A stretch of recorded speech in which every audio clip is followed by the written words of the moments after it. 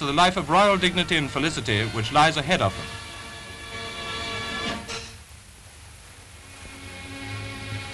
On the front page, a tragedy.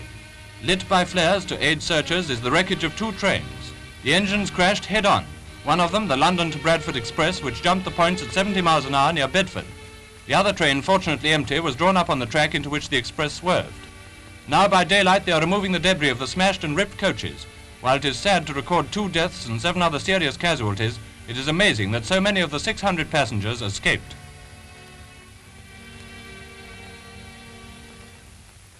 Mr. de Valera's negotiations with the British government have reached a deadlock.